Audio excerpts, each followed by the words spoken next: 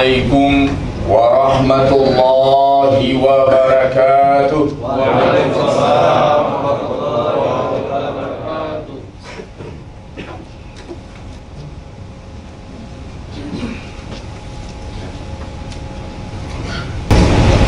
Alhamdulillahi rabbil alamin.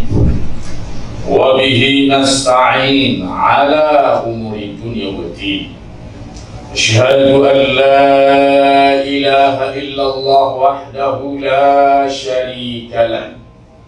Wa nahnu nashhadu anna Muhammadar Rasulullah la nabiyya ba'dah. Allahumma salli wa sallim ala rasulikal karim Muhammadin sallallahu alaihi wasallam wa ala alihi wa ala ashabihi wa ala man ittaba'ahu bi ihsan ila yaumiddin. Ibadallah, usikum wa nafsi bi taqwallah faqad fazal muttaqun. Qala Allah azza wa jalla fil Qur'anil azimil mubin. A'udzu billahi minasy syaithanir rajim. Bismillahirrahmanirrahim. Wa'tasimu bihablillahi jami'an wa la tafarraqu. Wadhkuru ni'matallahi 'alaikum id kuntum a'da'an fa'alafa baina qulubikum fasbahtum bi ni'matihi ikhwana wa kuntum 'ala safa hufratin minan nar fanqadhakum minha. Kadzalika yubayyinu Allahu lakum ayatihi la'allakum tahtadun. Shadaqallahul azim. Sidang Jumat yang dirahmati Allah, pada kesempatan yang mulia, singkat dan penuh berkah dan penuh harap dan janji kita bersyukur kepada Allah Subhanahu wa taala. Kita bersalawat untuk Rasulullah sallallahu alaihi wasallam dalam rangka meningkatkan takwa. Khatib mengajak kaum muslimin mentadabburi pesan Al-Quran pada surat Ali Imran tentang persoalan i'tisam bihablillah, berpegang teguh dengan ajaran agama Allah Subhanahu wa taala. Surat Ali Imran ayat 103, di mana Allah mengatakan wa'tasimu bihablillah, wa'tasimu, berpegang teguhlah kalian dengan tali Allah. Maka mufasir mengatakan tali Allah itu adalah agama Allah, yaitu Al-Quran dan Sunnah. Pedoman, dua pedoman yang diamanahkan oleh Rasulullah SAW kepada kita. Ma makna wa'tasimu? Yang pertama, ini perintah. Kalimat wa'tasimu fi'il amal, kalimat perintah. Perintah dari Allah untuk seluruh makhluknya, tidak hanya manusia tetapi juga jin, juga para malaikat. Maka sidang jemaah yang dirahmati Allah, kalimat wa'tasimu ini tidak ada pengecualian dari perintah untuk berpegang teguh kepada Al-Quran. Maka jika seandainya selama ini kita belum balik kepada Al-Quran karena mungkin kesibukan kita, maka berdasarkan ayat ini wajib balik kepada Al-Quran. Setiap insan yang ada di Indonesia ini, mulai dari presidennya Bapak Presiden Jokowi sampai kepada anggota DPR RI-nya, semua sampai kepada anggota MPR, semuanya tidak ada hitungan jabatan. Juga kepala bank di sini dan semua pejabat di sini tidak ada pengecualian wa'tasimu bihablillah, wajib balik kepada Al-Quran dalam segala urusan. Maka para politikus wajib wa'tasimu bihablillah, para pejabat negara wajib wa'tasimu bihablillah, para pengusaha wajib wa'tasimu bihablillah, para laki-laki wajib wa'tasimu bihablillah, para wanita wajib wa'tasimu bihablillah. Semua insan yang masih ada di muka bumi, seluruh makhluk Allah, wa'tasimu bihablillah, wajib balik berpegang teguh kepada Al-Quran. Apa maksud wa'tasimu? Berpegang teguh dengan Al-Quran dan Sunnah. Anda seorang politikus, maka langkah politik Anda harus merujuk kepada Al-Quran dan Sunnah. Anda seorang presiden, Presiden Indonesia dituntut untuk mengelola negara sesuai Al-Quran dan Sunnah. Seluruh pejabat di negeri ini wajib wa'tasimu, balik berpegang teguh dengan konsep Al-Quran dan Sunnah. Tidak ada pengecualian. Tidak ada pengecualian. Maka sidang jemaah, siapa yang dia melakukan itu, maka mereka akan bisa dikafirkan berdasarkan Al-Quran. Maka sidang jemaah, wa'tasimu bihablillah. Pengusaha harus punya konsep Al-Quran dan Sunnah. Politikus harus punya konsep Al-Quran dan Sunnah. Pejabat harus melangkah dengan Al-Quran dan Sunnah. Kebijakan-kebijakan undang-undang oleh DPR semuanya harus menuju kepada Al-Quran dan Sunnah. Wa'tasimu bihablillah. Ini yang dimaksud dengan wa'tasimu itu. Jadi tidak semudah yang kita bayangkan. Ketika apapun potensi, jabatan, kekuatan yang diamanahkan kepada kita, Anda punya kewajiban untuk mengembalikannya kepada Al-Quran dan Sunnah. Anda punya kewajiban untuk mengelolanya sesuai Al-Quran dan Sunnah. Anda punya kewajiban untuk mempelajari Al-Quran dan Sunnah sesuai dengan amanah yang Allah berikan pada Anda. Kalau tidak, itulah kekafiran yang Anda punya. Ketika Anda punya sebuah amanah, tidak mampu Anda mengelolanya dengan Al-Quran dan Sunnah, Anda tidak memahaminya, ilmu Al-Quran dan Sunnah terkait dengan kewajiban yang Anda punya, amanah yang Anda punya, maka Anda ketika itu berada alas, safa hufrati minan nar, berada di tepi jurang neraka. Safa hufrati, jadi kalau ada orang yang masih enggan hijrah kepada Al-Quran dan Sunnah, pastikan dia safa hufrati minan nar, di tepi jurang api neraka. Mohon maaf, mimbar ini suci. Kalau seandainya kok Ustadz tidak menenggang-nenggang, mimbar ini suci. Mimbar juga harus kembali kepada wa'tasimu. Jadi mohon maaf, wa'tasimu bihablillahi jami'an, semua kita, jami'an, seluruhnya tanpa terkecuali. Tidak ada cerita embel-embel pangkat segala macam. Anda dengan pangkat Anda harus wa'tasimu. Anda dengan jabatan Anda harus wa'tasimu. Jami'an. Wala tafarraqu. Jangan Anda berpecah belah. Ada apa yang menyebabkan pecah belah? Pecah belah itu disebabkan sebagian ingin balik pada Al-Quran, sebagian enggan balik pada Al-Quran. Timbul perpecahan. Yang balik pada Al-Quran, insya Allah dapat pahala. Yang tidak balik pada Al-Quran, safa hufratin minan nar, di tepi jurang api neraka. Ayat sambungannya safa hufratin minan nar. Sidang jemaah, hidup ini semuanya dipertanggungjawabkan.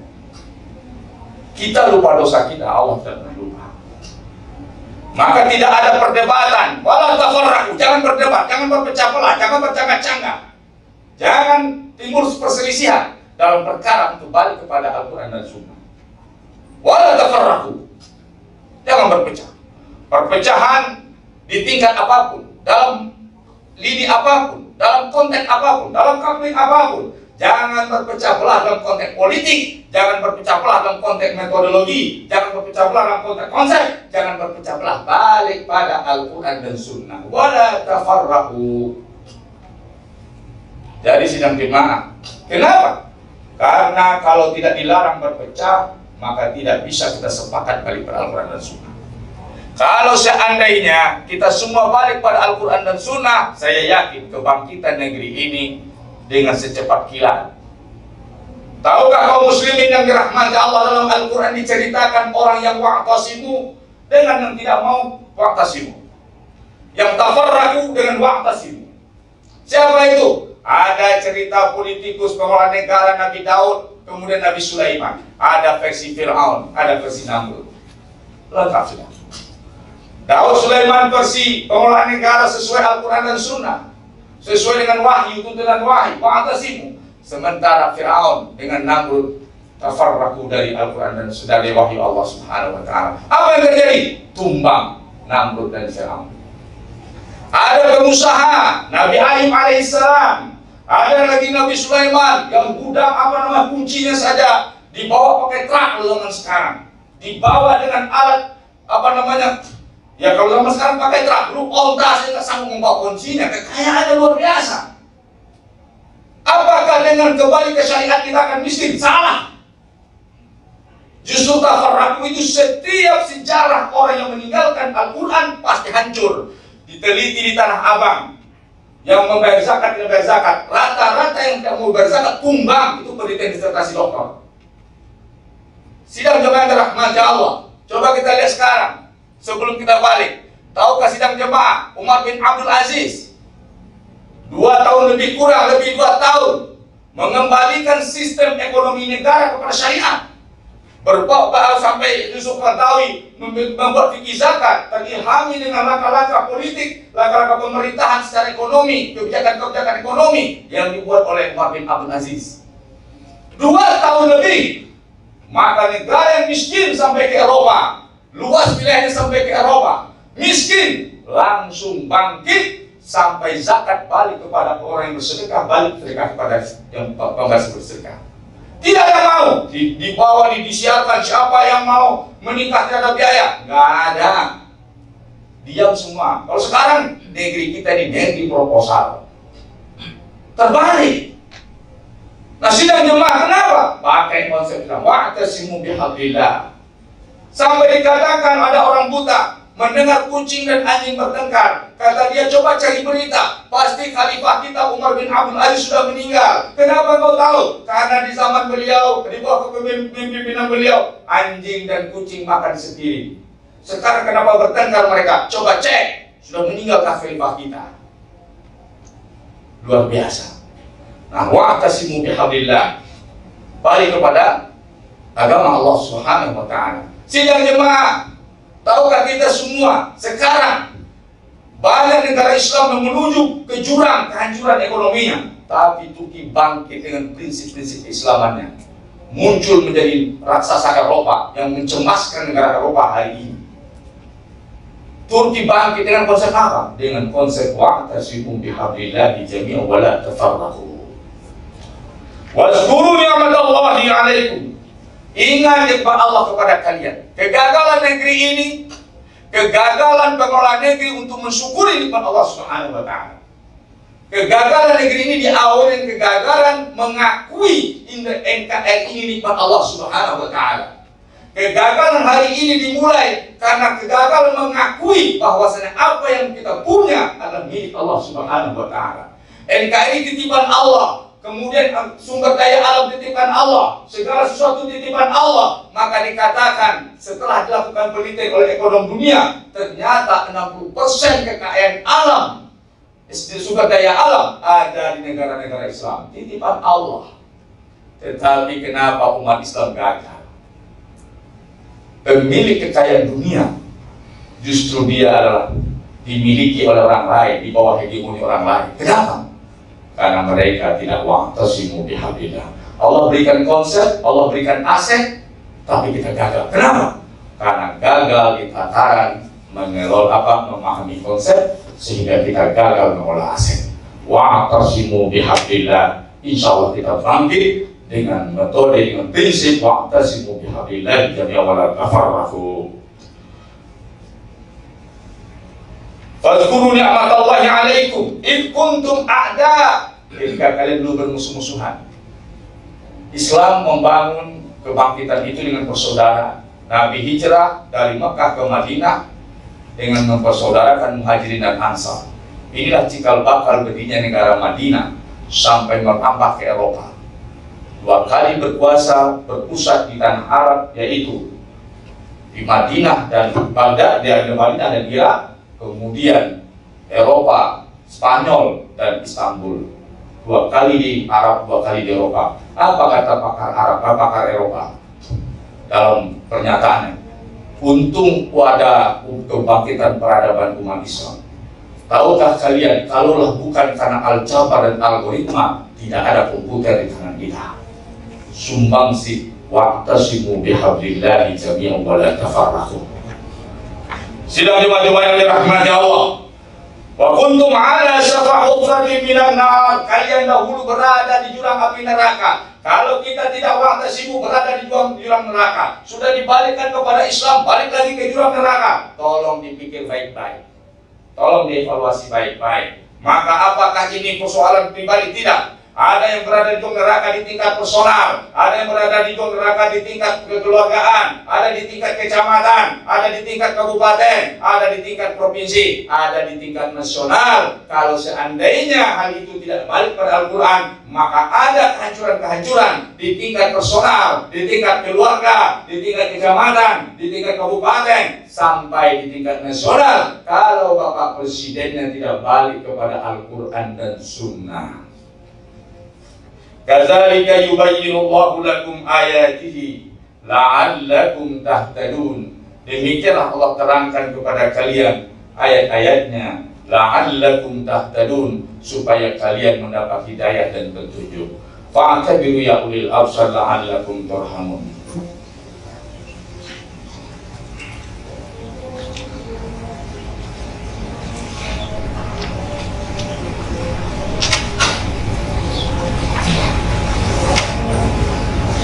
Alhamdulillahirabbil alamin wa bihi nasta'in ala umuri dunya wa din. Asyhadu an la ilaha illallah wahdahu la syarika wa nahnu nashhadu anna Muhammad Rasulullah sallallahu alaihi wasallam.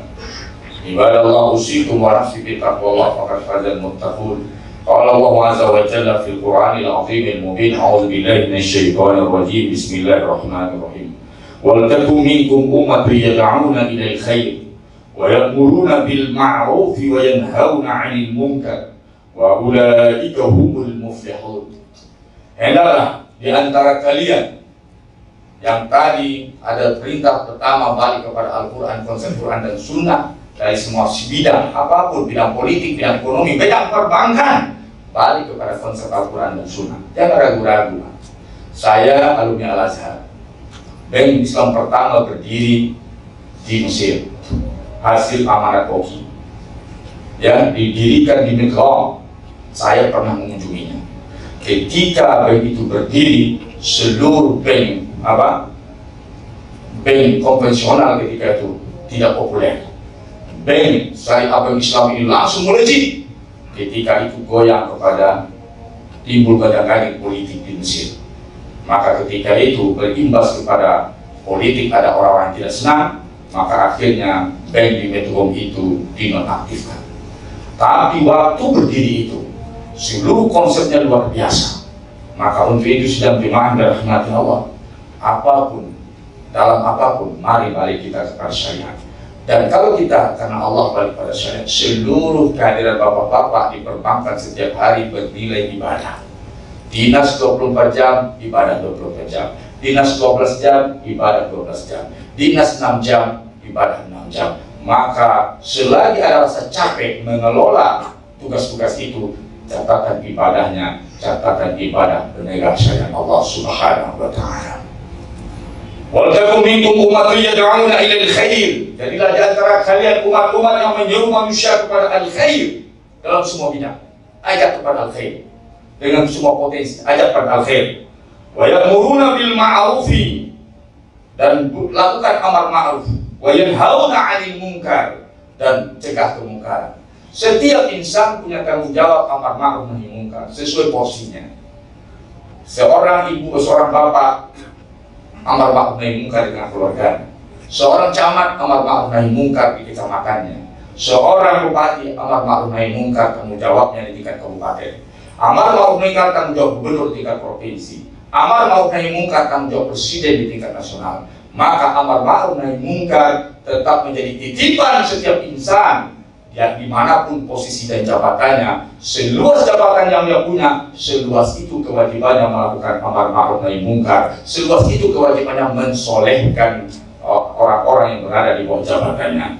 Wa ulaika humul muflihun, dan mereka adalah orang-orang yang akan sukses dan bahagia. Kesuksesan dan bahagia dengan wa'tasimu bihablillah dan amar ma'ruf nahi munkar. Allahumma shalli ala Muhammad wa ala ali Muhammad kama shallaita ala Ibrahim wa ala ali Ibrahim wa barik ala Muhammad wa ala ali Muhammad kama barakta ala Ibrahim wa ala ali Ibrahim fil alamin innaka Hamidum Majid. Allahumma lakal hamdu kama yanbaghi li jalali wajhika wa 'azimi sultanik. Allahumma inna nas'aluka tawbatan qabla al-maut wa shahadatan wa rahmatan 'inda al-maut wal jannata ba'da al-maut wal jannata ba'da al-maut. Allahumma inna nas'aluka tawbatan qabla al-maut اللهم نسألك توبة قبل الموت وهجرة قبل الموت وعملا مقبولا قبل الموت. يا ربنا يا كريم يا عزيز يا غفار يا حنان يا منان، نسألك النجاح في الدنيا والآخرة، نسألك النجاح في الدنيا والآخرة. اللهم يسر لنا أمورنا في سهولنا، اللهم يسر أمورنا في وظيفتنا، اللهم يسر أمورنا بجميع مسؤولياتنا. يا ربنا يا كريم يا عزيز يا غفار يا حنان يا منان، mudahkan urusan kami dalam tugas kami, mudahkan urusan kami segalanya ya Allah. Selamatkan kami dari tanggung jawab kami. Allahumma najjina fi mas'uliyatina, selamatkan dan sukseskan kami dalam tanggung jawab kami ya Allah. Ya Rabbana ya Karim ya Aziz ya Ghafar ya Hannan ya Mannan, ij'al Indonesia waj'al Sumatera al-Gharbiyah waj'al Padang ya Allah baldatan thayyibatan wa antal ghafur, waj'al Padang ya Allah baldatan thayyibatan wa antal ghafur. Allahumma ba'id anna al-bala wal fahsya wal qahda والسيوف المختلفة يا الله، وبعد عنا سناميا وزلازلا، وبعد عنا سناميا وزلازلا، وبعد عنا وباء الكورونا يا ربنا يا كريم، وبعد عنا وبعد عن عائلاتنا وبعد عن أبنائنا وبعد عن أزواجنا وبعد عن المسلمين والمسلمات وباء الكورونا، وبعد عنا وباء الكورونا. اللهم نسألك صحة تامة، اللهم نسألك صحة تامة يا ربنا يا كريم. انصر المسلمين بجميع أنحاء العالم، انصر المسلمين بجميع أنحاء العالم. اللهم كن لهم ولا تكن عليهم يا ربنا يا كريم. ربنا آتنا في الدنيا حسنة وفي الآخرة حسنة وقنا عذاب النار. آمين آمين. سبحان ربك رب العزة عما يصفون وسلام على المرسلين والحمد لله رب العالمين. عباد الله أقيموا الصلاة.